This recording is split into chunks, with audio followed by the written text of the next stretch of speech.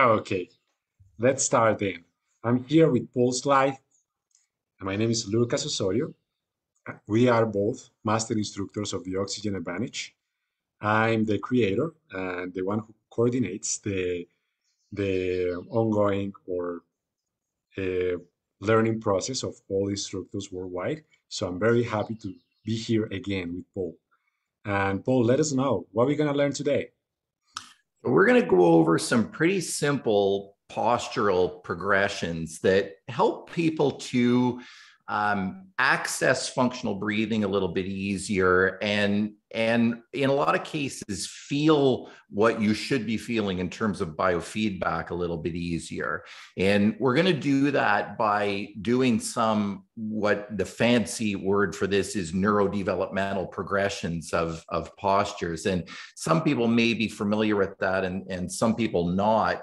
But basically, what we're talking about is starting with the postures. If you think about a baby, and when you come into this world, you are lying on your back or on your tummy or on your side, and that's a supported spine. So in that supported spine position, there's no real postural demands. You don't have to hold yourself up. It's a very safe position to be in. And it's really a good position for learning particular movements and postures. And then when you think of what that baby does, the next thing it does is go to a supported spine position. And so that would be basically the hands and knees as they're starting to crawl. So there's a little bit more of a postural demand on the spine and on the core musculature, but not fully. We're not really weight bearing at that point. And then the next progression would be a baby will start to kneel and get into that sort of tall kneeling and then bring one foot forward to a half kneeling position. So that's what's called a stacked spine. So now there's postural demands on the core and on the spine, but we're not fully weight bearing on our feet at that point. And then that next natural progression, of course, is up to standing and walking. And then you've got full postural demand on the spine and on the core. And that's sometimes the most difficult to feel particular postures and movements in. So we're just going to go through some both functional breathing in each one of those positions, and then a little bit of a progression into some mobility work and even some core in the first two, a supported spine and a suspended spine is a great place to do some good core strengthening exercises. And we're going to go through a few of those and integrate breathing along with those exercises. And those are fabulous ways of getting strengthened up and getting that stability.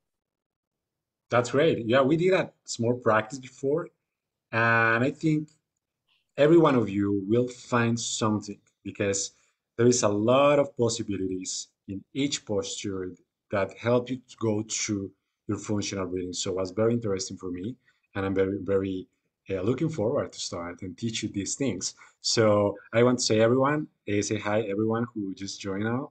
Hey, Robin, Cindy Bennett, I see someone from Peru. I'm from Colombia.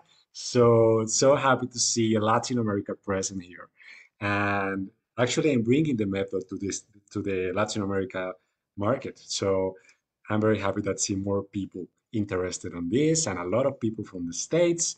Very happy to have you guys here. So let's get ready to practice. So if you have somewhere to lay down or everything, so you can, when we do, we learn more. So let's get started. I don't know if you want to explain a little bit more or if you want to go through the exercise right now. Let me know what do you need, Paul. So let's just talk a little bit about inhalation, exhalation, what the core is, so that we kind of set that up, and then we'll move into the exercises. I love all these. Everybody seems to be down south, and we're only just getting 20-degree weather here today in Ontario, Canada. So it's finally getting nice here, but certainly not Columbia warm yet, but we're getting there. So what is the core when there still sometimes is that common misconception that the core is your abdominal muscles.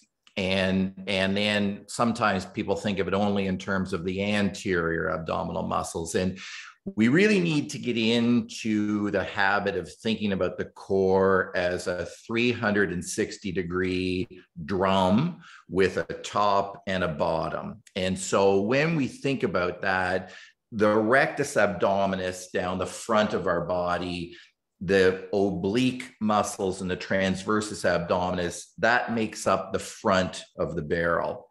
The back of the barrel is made up of your spine, your multifidus, and the other intrinsic muscles in your back.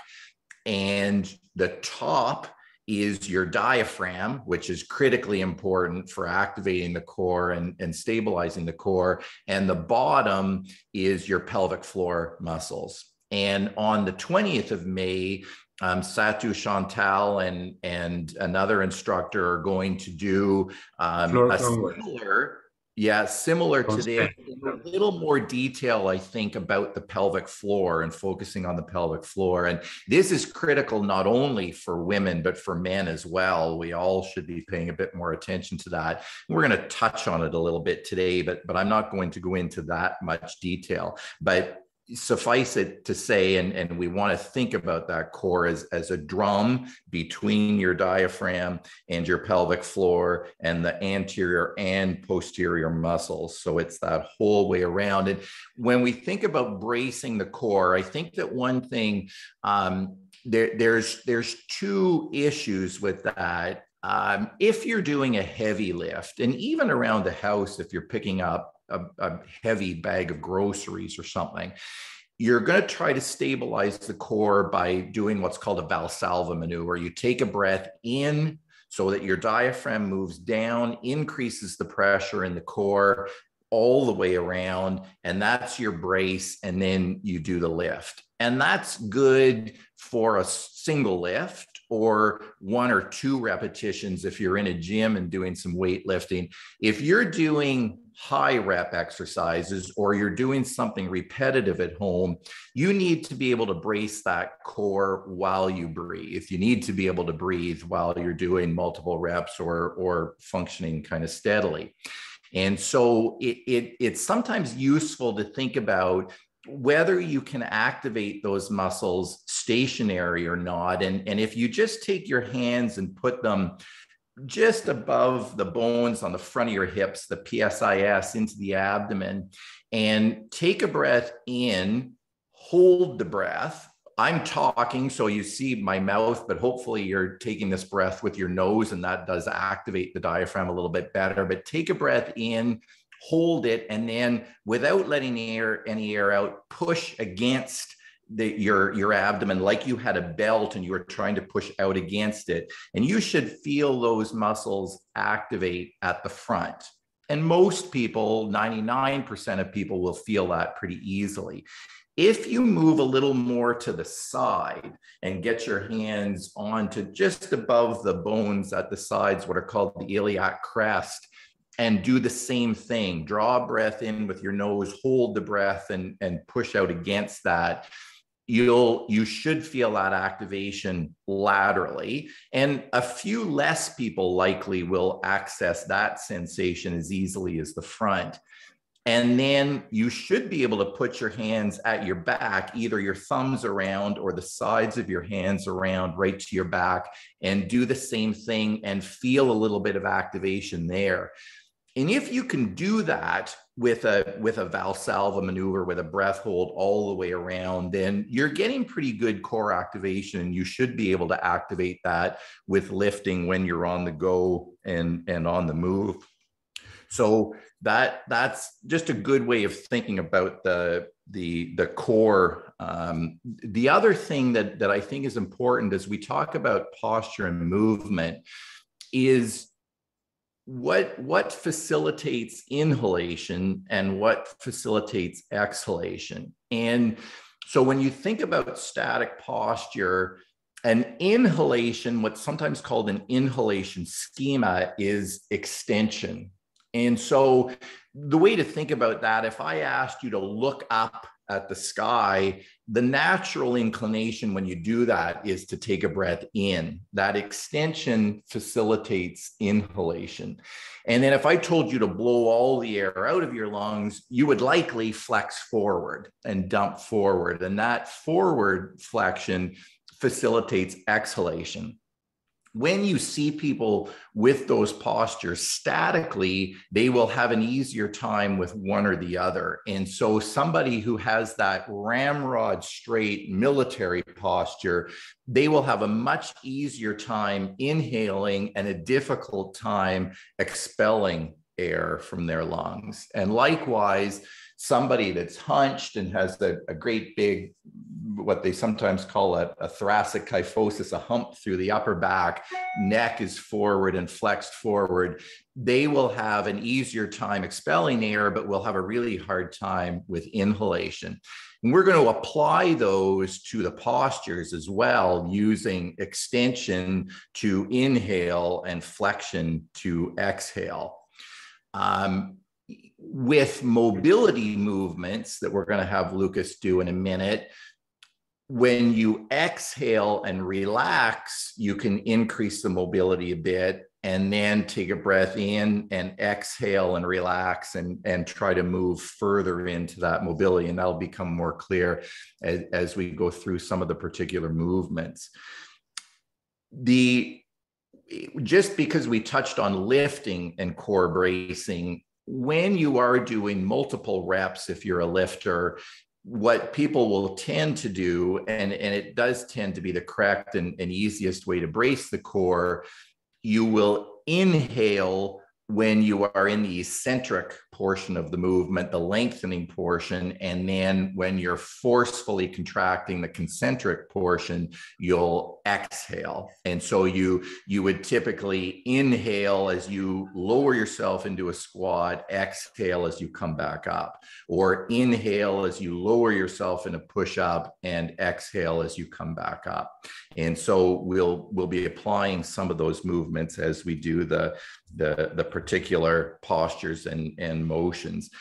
And so as we go through those developmental stages, then we're going to start with the supported spine positions. And if you are a practitioner that works with biomechanics and does assessments in that way, you might plug people into one of these stages, not necessarily at the beginning in a supported spine, but it's always safest to do that. And if you don't know where somebody's at in their practice, or if you're having difficulty feeling or accessing particular postures, movements, or feeling your diaphragm, it's probably best and easiest to start in that supported spine position. So you're on the floor, you're either on your back, on your stomach, or on your side. We're going to start with Lucas on his back. So Lucas, if you want to maybe make your way to the mat, and if we can pin your camera.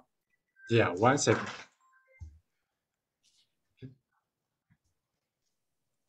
One moment, so we'll do this. I see you've got a helper there. That's not me. Okay.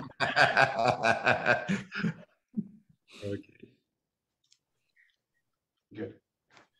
So if we start with you on your back, Lucas, and I like having either the knees bent, which takes pressure off the low back. So you might have a pillow under the knees, or just bring those knees right up. You can just bring them right up with your feet on the floor, either one. So now we've taken away any of the back lying first, Lucas, lying on your back with the pillow under your knees. Yeah, perfect. So hands on your sides.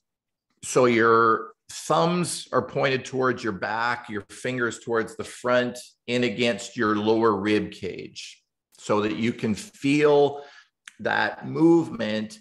And so this is the functional breathing, the biomechanical portion that we talk about. And it's such a critical piece to being able to activate that diaphragm and feel that lateral expansion of the lower rib cage as you breathe in, and then feel that move in as you breathe out. We want to avoid, and Lucas and I were discussing this a little bit earlier, I really like having people do this with the hands as opposed to putting a book or a weight on the abdomen. The problem with that is you can activate your abdominal muscles and make that weight move whether you are using your diaphragm or not. You can hold your breath and make that weight move up and down. But if you've got your hands on the lower part of your rib cage, and in this nice supported spine position, it's really easy to access. And then you can feel those ribs move out as you breathe in and move in as you breathe out. So that, and then you can introduce those other two components. We're not sort of focusing on functional breathing, but more on the postures today. But you can then lower your breathing, make it super quiet, try to take in less air than what you necessarily need, create that little bit of an air hunger where you're increasing carbon dioxide, and then even pace it on a 4-6, 6 breaths a minute, somewhere in that range. But really make sure that you can feel that movement of the rib cage first, so that you know that you're getting good movement of the diaphragm. And the other thing that's worth pointing out, I think, because this does get talked about a lot, and people misspeak about this a lot, you cannot draw air into your abdomen. They talk about belly breathing, drawing air into your belly. We know hopefully what that means. As you breathe in, your diaphragm moves down and it will push the belly out a little bit, but you can only get air into your lungs. And so it's the movement of the rib cage that's the more critical piece than just making your abdomen move in and out. Now, if you want to go, Lucas, to the side posture position now. So again, this is still supported spine. I like taking a towel and putting it under your side between your abdomen and the floor. And Lucas is going to grab that now. And that gives you a little bit of passive biofeedback. So the same idea, instead of having your hand on the lower rib cage, as you breathe in, you'll feel your abdomen at the side pushing into that towel roll. And then as you breathe out, that pressure is coming off of the towel roll. So just another really nice supported spine position, nice safe position.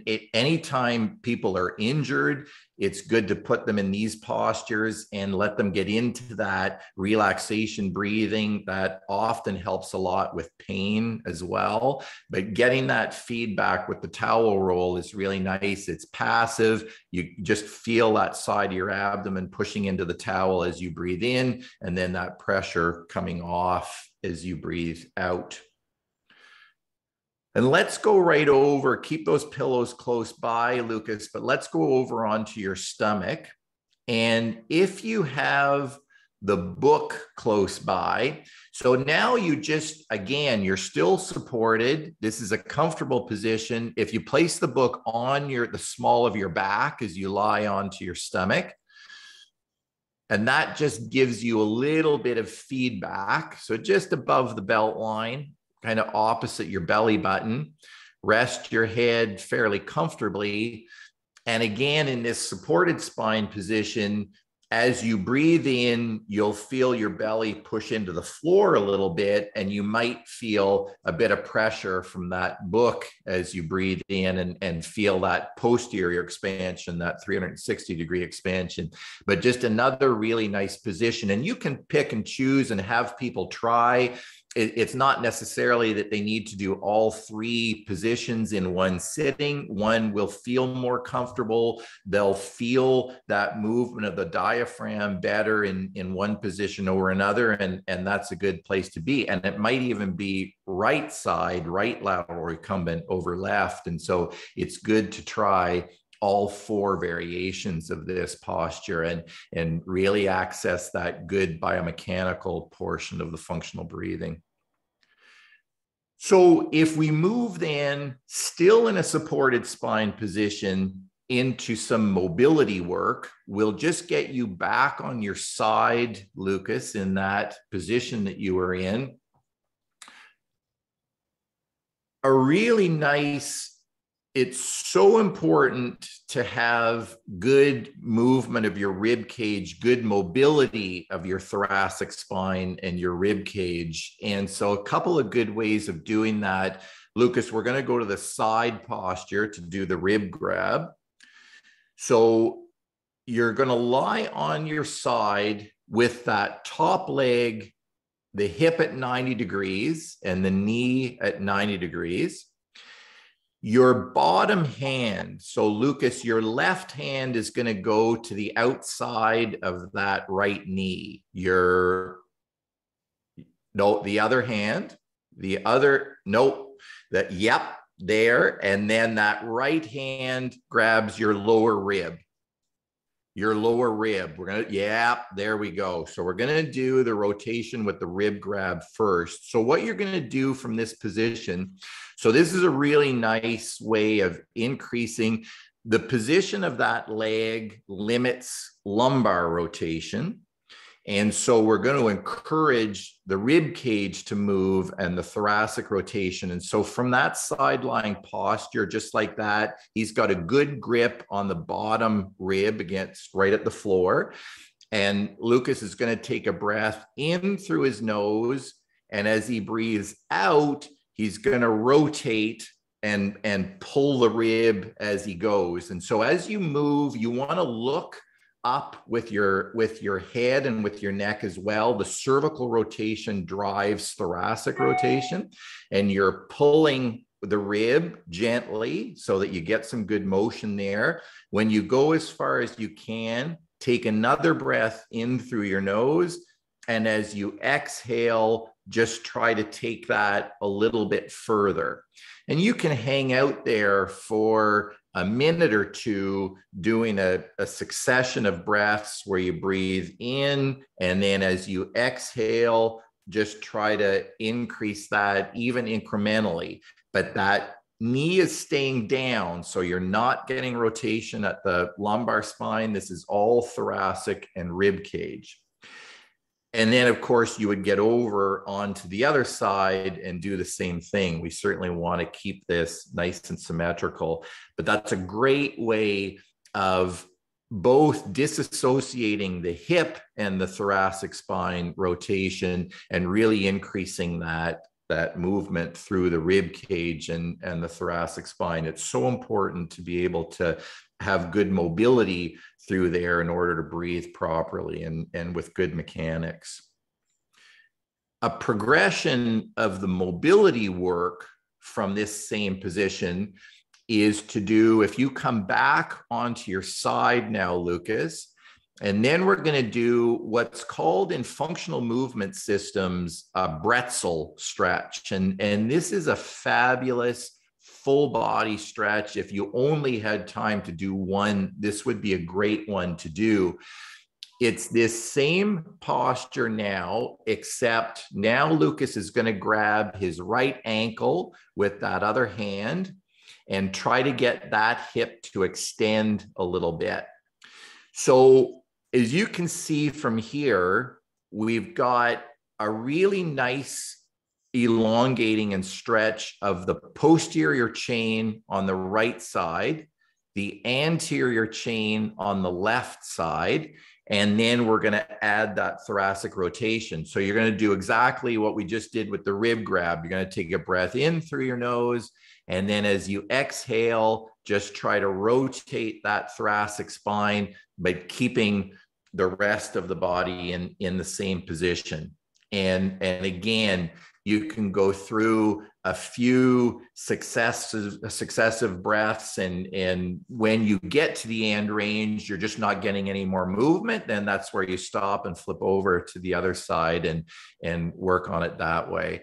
But those are both. I would start with the rib grab and just get that thoracic spine rotating, and then this really opens up, as I say, both the posterior and anterior chain on both sides when you flip over. So it's a fabulous full body stretch.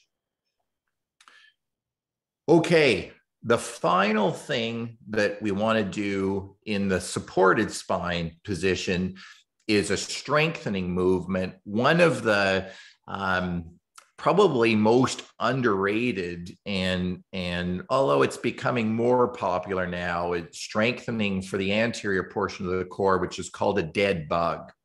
And so here's how we're going to do it and integrate the breath at the same time.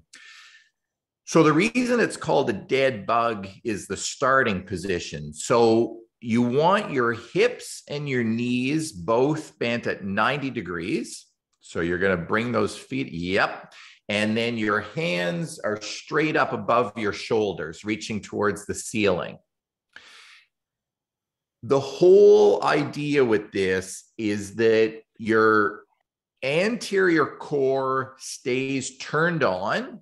And so your rib cage stays glued to your pelvis and doesn't elongate any. So your low back should be pressing into the ground, and that anterior portion of the abdomen stays on. And then you're going to challenge that by lowering the arms and the legs. And so I would start, we'll just let Lucas get set up here.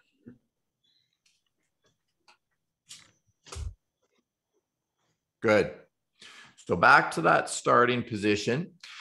And let's do one limb at a time here. So as you inhale, because this is extension now and an extension moment, as you inhale, lower one arm to the floor, and then exhale as you bring it back.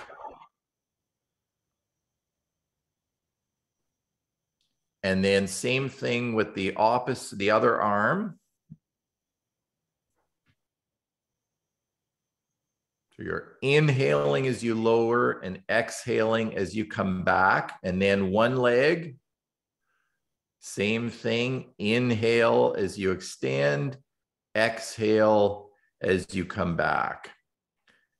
And then the other leg.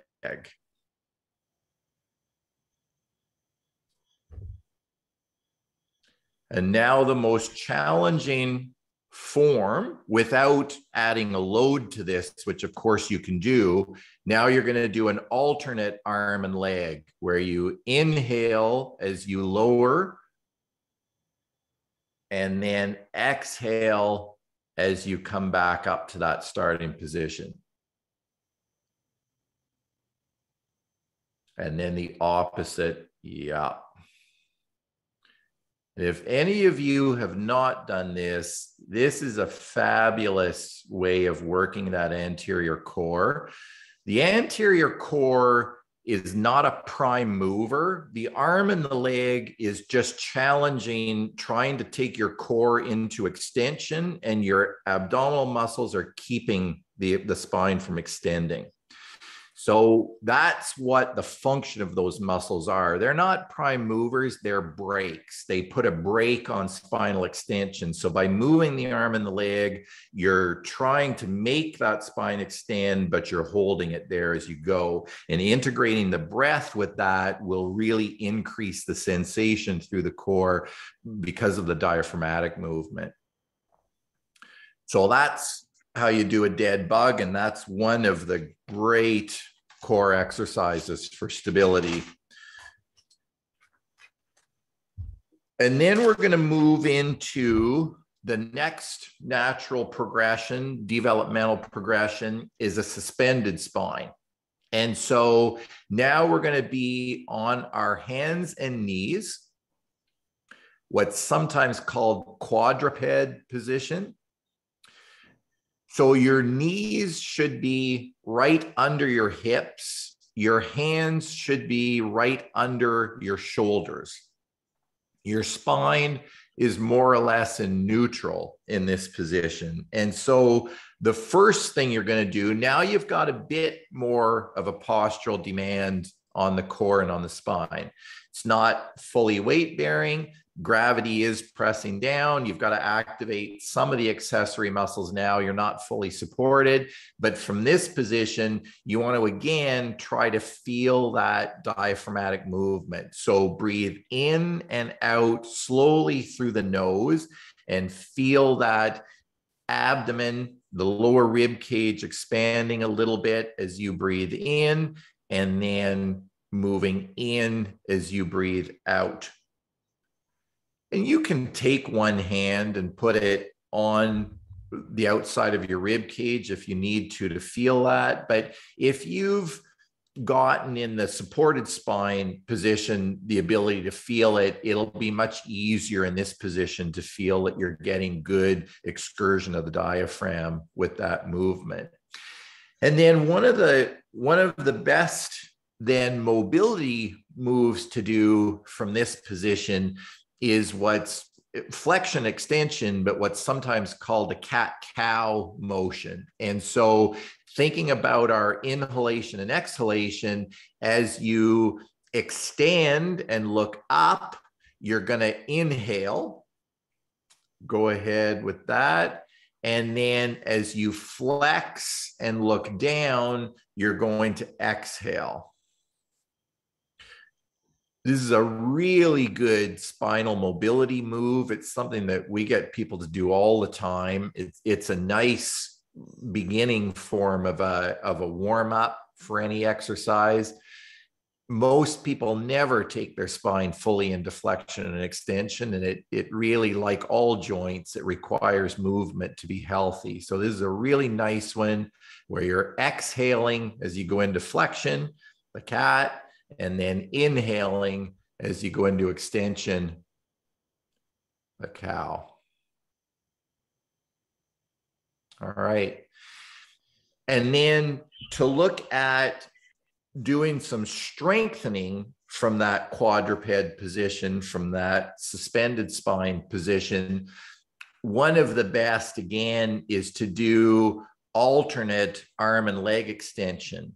So you're going to extend one arm and the opposite leg and breathe in as you do that.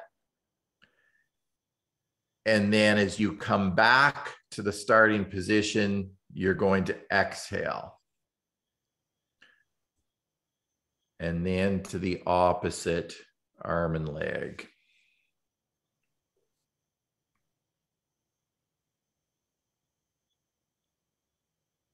Remembering that you're inhaling as you extend, and then you're exhaling as you come back or have a flexion moment coming back to that starting position.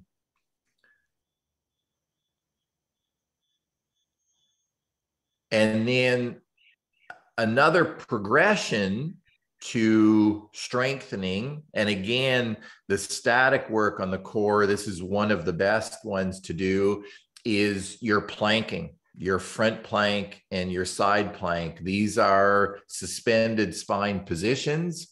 You wouldn't have thought about it likely that way before, but here we should be able to still breathe while you do this, regardless of whether you're holding it for 15 or 20 seconds or for a minute. You want to be able to breathe in and out and feel that diaphragmatic movement. And likewise with the side plank. And of course, Lucas is already into a variation of that because it's too easy to just do a plain side plank for him. But and there are endless progressions to these. Of course, I mean, we could spend the whole hour on progressions to planking, but just understand that that is a suspended spine position. And it's a really good, if you did just that, if you did the dead bug integrating the breathing, the quadruped diagonals integrating the breathing, and then the planking in integrating the breathing, you would have a fabulous routine of core strengthening right there. Those are really good ones. Another good, and we won't do it here or demonstrate it, and we don't have the equipment necessarily, but a rollout is really good. And again, you would inhale as you extend out and then exhale as you come back to the starting position. But again, that's putting the brakes on that lumbar extension. And what you need to be thinking about with any of those movements is keeping that rib cage and pelvis in position and not letting your spine extend. Okay. So then the natural progression is to move to what's known as a stacked spine position. So the beginning of that is a tall kneeling position like Lucas is in now. Now we've got full weight bearing on the spine, though we're not standing, so we don't have that postural demand. And you can do a few different movements from this position just to integrate and to reinforce. And again, there's endless. You could use bands in this position. You can use a kettlebell or free weights in this position. But one of the really simple, if you can just grab the book, Lucas, that's beside you. And if you just hold that book up in front of your shoulder with one hand. So if you had a kettlebell or a dumbbell, you would just hold it in that position, any kind of weight to load it a little bit, and then take a breath in through the nose. And as you let the breath out, rotate. So you're going to turn both your head and your trunk at the same time. When you get as far as you can go, take another breath in through the nose. And then as you exhale, try to take that rotation a little bit further. You're staying on that base of support of the two knees. And you're really doing the same thing that we did in the other postures. You might go through a succession of 3, 4, 5 breaths where you're just increasing that rotation a little bit with the exhale as you relax and let it go. And then, of course, you would go to the other direction. And it's not critical which hand you're holding the weight on. And in fact, I would rotate both ways with the weight in your right hand and then both ways with the weight in your left hand.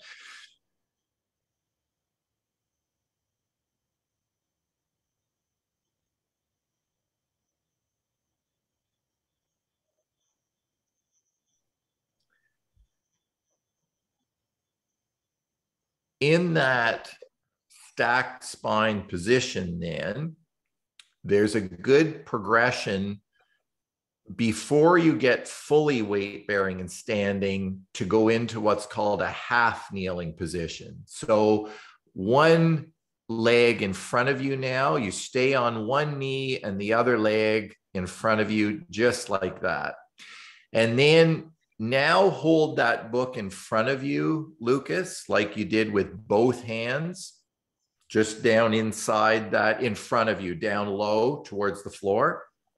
So you're just loading a little bit. Yep.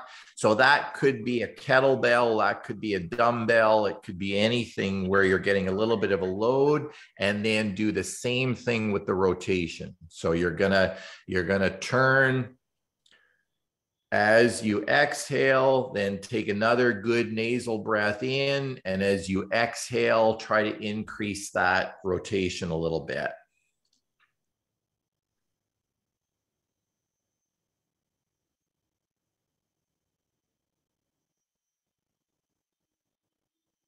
And again, I think it's a good practice to turn both ways. So right now, Lucas is turning into that extended or neutral hip, and then he's going to rotate into the hip that's bent at 90 degrees. And so you can work that rotation both ways.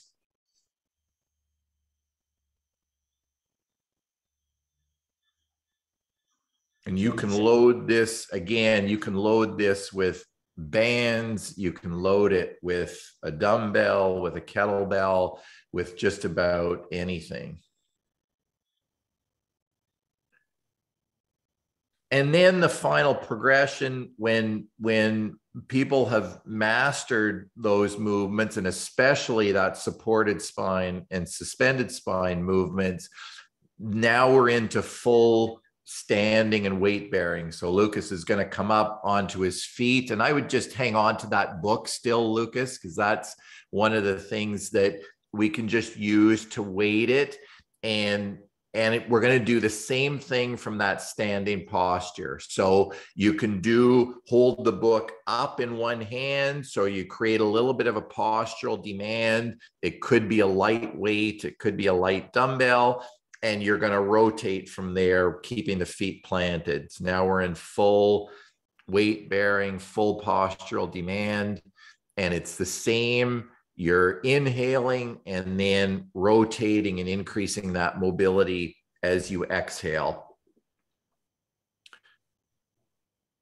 And of course, the variety now, when you're fully weight bearing, standing, you can do paced walking with your breathing. So that's a form of full weight bearing. So you may even integrate both feeling that diaphragmatic movement, pacing the breathing. So you inhale and take 4 steps, and then exhale and take 6 steps. So that's a nice way of pacing the breathing. You tailor that to wherever you're at.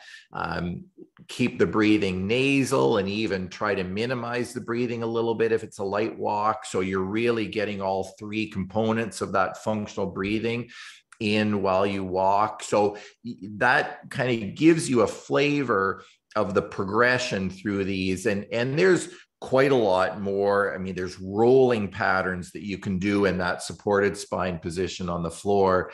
If anybody's not familiar with that, rolling patterns are a really good movement as well for rehabbing injuries, for working on core coordination. Those rolling patterns tend to be really good.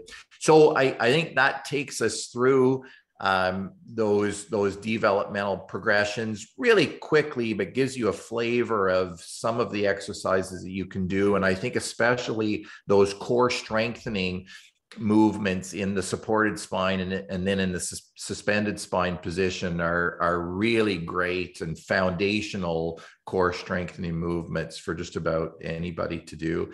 And integrating the breathing with them is a fabulous way to do it. Do you have anything to add, Lucas, to that? Any feedback as you did the exercises?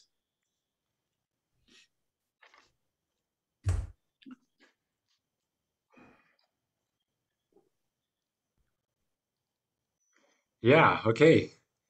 I'm a little bit sweating even. Yeah, it's not as easy as it looks, a lot of those. No, it's not, but well, I'm very interested in biomechanics. So I think there is endless possibilities, and I think it looks very simple. But I think for me as an instructor, give me a lot of tools to work with different kind of people, because sometimes it's not that easy for people to get the feedback from themselves to get what is diaphragmatic breathing, for example, or how breathing is related with movement. So I think it's a great um bunch of exercises that everyone can use. If you are an oxygen advantage instructor, you have new tools to use, or if you do it for yourself, now you can like start or end the day stretching the whole body, and I can feel it. So it's very nice. Thanks so much. And we talk a little bit. I know this class is focused on biomechanics, but I think if you know a little bit about the oxygen advantage, you can include some biochemistry on the movement, right? Like a small breath holds, or feeling the air hunger while you do it. And how you, in your experience, check that the work with the carbon dioxide have an impact in the flexibility and movement for people?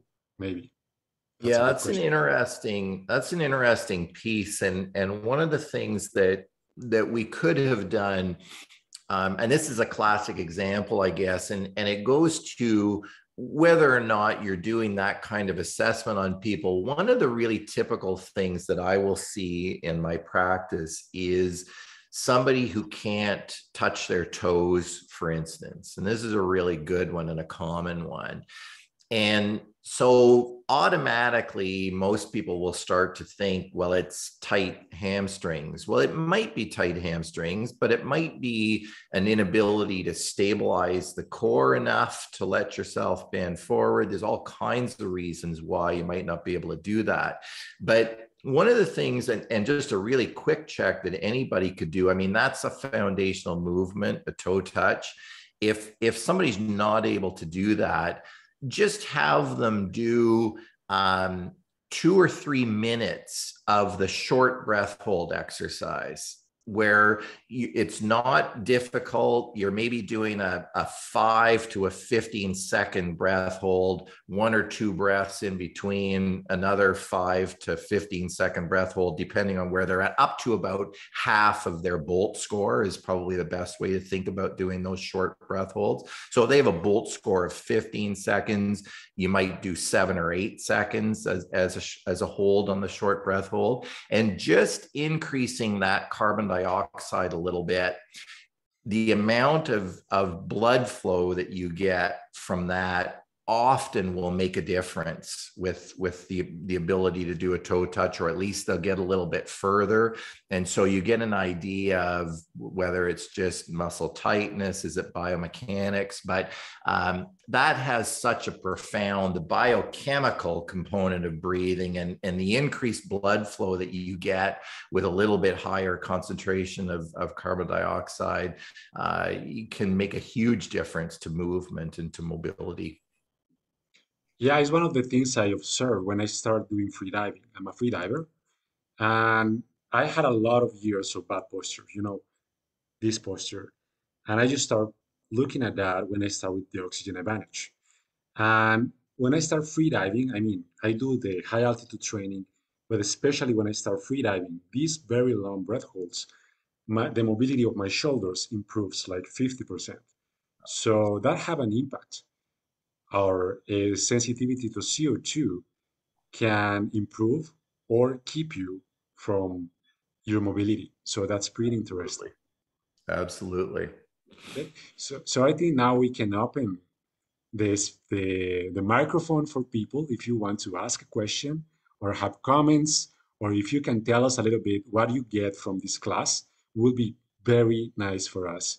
We want to do more of these sessions for you and to share with you more information around the oxygen advantage, the breathing, and based on each master instructor experience. So your comments, your questions, or your thoughts are very, very well received. So anyone who will be the brave one want to talk a little bit, or you can write it in the chat even.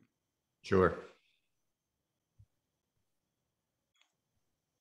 Anyone? Caitlin, Robin, you can open your microphone if you want. Okay, if we don't have questions or comments, We either did a uh, really good job or it was a complete loss, one or the other. definitely, like I said, I think it's Robin. great. I mean, I just find that when you work with clients, especially when you start working with them with the diaphragm, they immediately, the posture, they immediately start to align a lot quicker, than just working with the TVA and doing all those sit-ups. So I find this really works well with my client. And, as you were saying, also, it opens the shoulders, it really suddenly there's this freedom, that they can start just even expressing themselves and going through. I think it's wonderful. And I love how you really the dead bug, you know what I mean? Because sometimes we just kind of just do it. But the way you really showed, to really anchor yourself and then really go through the motions thoughtfully is something I definitely will bring to my clients. It was lovely because and the other way, the other one with the extension with the suspended spine. So I'm just as excited about this with the diaphragmatic breathing because it's changed how I also work with my clients. So I think it's fabulous. So That's great. And integrating the breathing with the dead bug makes a huge difference by itself. And I'll tell you one, since you brought that one up, one tip that I saw at once, and hardly anybody does it, but with the dead bug in particular, because it's so critical with that you keep that pelvis and rib cage in position and don't let your spine extend. A really good way of getting that feedback, because it can be hard for people to tell. If you take a band, just one of the exercise bands, and anchor it beside you and pull the band under your back with a little bit of tension on it, and then lower down onto it, as soon as if you fall into lumbar extension in that movement, the band will snap out the other way. Nice. So it automatically gives you some feedback, and it's a great way to do it, because it's useless to do that exercise if you're not keeping that core in position. Down. So yeah, it's really that's a good way to get the feedback that way. Oh, excellent! I really appreciate this. So thank you both. Great. Thank you. Good. Thank you, Robin, because I heard like freedom. We are giving people freedom with this, and I think when we use this kind of postures to give feedback to people to feel their own body, they are feeling themselves, and they can discover something new that open new possibilities for people. And one thing you said about the posture, when people start taking functional breathing sessions, they start naturally improving the posture because they see that a wrong posture doesn't make the breathe easy. So that's really beautiful to see people feeling themselves again. So thanks so much, Robin. Sure, thank you. That's great. Okay, someone else want to share? No one?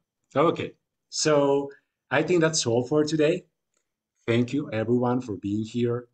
I really enjoy it. Thank you, Paul. That was my stretching for ending my day. It's like 7 p.m. here in Colombia. So it was a very good workout to finish my day. And I don't know if you have final thoughts. I think the final thought would be just reinforcing. I think the main reason that I wanted to do this is so often when we start working with a client who is naive to what they should be feeling, and you just kind of hammer away with them in the sitting position or sometimes in the standing position, and they just don't feel it. It's really to regress to that supported spine position first and have them feel that. And once they master that, then they can start into other postures. But just a fabulous way of doing it. So thank you very much. Okay, that's great. I want to tell everyone when will be our next class free for the public, because we have classes that are only for the instructors, that most of the classes, but right now we are giving more for you for free. So the next one is May 12th. No, that's just for instructors. With Flor Conway and Satu Chantal about breath, posture, core, and pelvic floor. Okay, that will be 20th May. And you will get more information about that masterclass in Instagram, Facebook, and around all social media. So thanks so much for following us. And okay, I'm very happy to see you all here. So see you soon, guys. Bye, Thank you. Paul. Thanks so much. Bye-bye. Goodbye. Love you all. Thank you for being part of the Oxygen Advantage community. See you soon. Take care.